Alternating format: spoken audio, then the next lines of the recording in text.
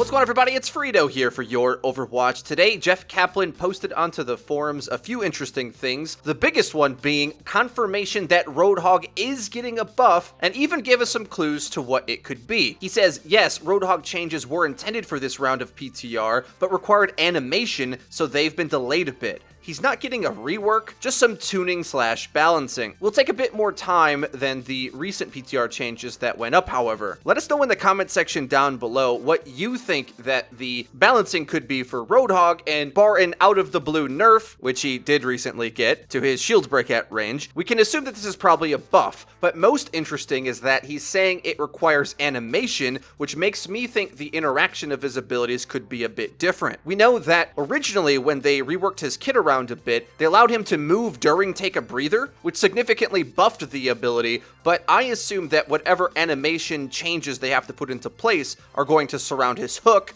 or how he deals damage in some way, but I'm gambling on the hook. Because if you think about it, there's so many different things that they could change about it. I originally thought they could just reduce the cooldown to 6 seconds, and he probably instantly becomes a much better character, but as far as animations go, they could make the hook react faster, or have it reach even longer. Now, I doubt a lot of members of the community would prefer that because it already feels like the Roadhog hook range is forever, so I'm willing to bet that the speed at which that he can acquire targets in order to nab them is going to go up, because it seems like there's a lot of cases where you're just barely on the margins to be able to hook someone, and then they just get around the corner because your hook doesn't react very quickly, and a lot of those opportunities that back in the day Roadhog 1.0 used to be able to abuse are just far and few between. Hook in its current version requires you to set it up a lot more than you can simply just react to the thing on screen, because it's got a bit of a delay to when it connects. Now, there is a downside to this, of course, because players that have put a lot of time in Roadhog may have to relearn their muscle memory, but overall, I think it'll be worth it to have a more responsive hook. Background footage of today's video is taken from Harblue's stream. He's a legendary Roadhog player. I actually met him in NYC during the grand finals. Really nice guy. Check out his Twitch link in the description. Now, beyond Roadhog, there was other interesting things being said about the game in the threads from Jeff Kaplan today. All of this started up when a thread began to get a lot of traction, saying that it feels like the devs hate tank players because they keep adding things that are so good against tanks, and Jeff Kaplan responded saying of course they love tanks and play them themselves, Jeff even linking his hours played on tank characters. And to this point, I think a lot of players find it very rough to play tank, but it is a skill set and it does carry games.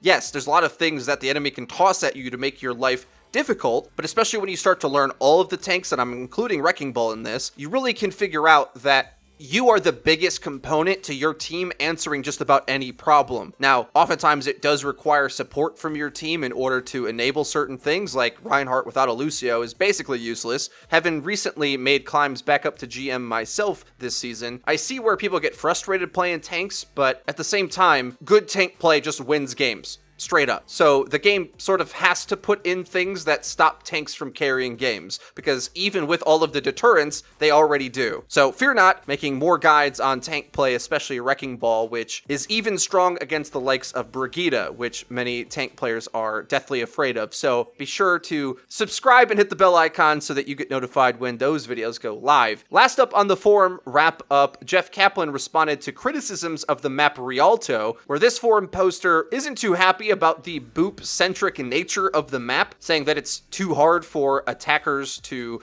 push the payload. And Jeff Kaplan responds with a stat that I'm a bit critical of here, because he says for the past week attackers have won just under 50% of the time, but I think this is obviously quick play, right? Because in competitive, both sides attack at some point. So although I think quick play is a great way to play the game, I don't know if it's the best way to really take metrics of how a map's balanced. The interesting thing is about Rialto that if you approach it in more of a quick play mindset, you're probably going to do better. Far too often do I see players walk out of spawn with Rein Zarya on the cart and they just get booped off for free. Like, you know, Ryan's susceptible to boops, right? Like, Orisa holds him, Pharah boops him. You've got to do other things. It's not a type of map that you can just put your whole team on cart, expect to push it. It doesn't work that way. And I know a lot of ranked players assume that teamwork means everyone sit on cart, but as we've shown in videos such as don't push the payload. That's definitely not how you play a map. And the problem with Rialto is that it's a complicated map. Like, you have to respect it, especially the environmental aspects of it. So don't get fooled into thinking that everyone's got to push the cart. Put less people on cart and play the map. There's a lot of areas to flank. Go get some meaningful angles and set up for your tanks and damage to do some work so you don't just get farmed by environmental kills over and over again. Nobody wants to do that. And I've been in those games. I know it's a big pain, but you'd be better off putting a pirate ship on the cart with a Risa Bastion, because neither of them get booped, rather than trying to play a quote unquote normal comp that easily gets concussion blast off the bridge time and time again. Guys, that's everything for today's news roundup video. If you did enjoy it, please be sure to leave it a like. It really does help us out and lets us know that you're enjoying the content. And if you haven't already, please subscribe. We do upload each and every day. I've been Frito for your Overwatch. I'll see you guys next time.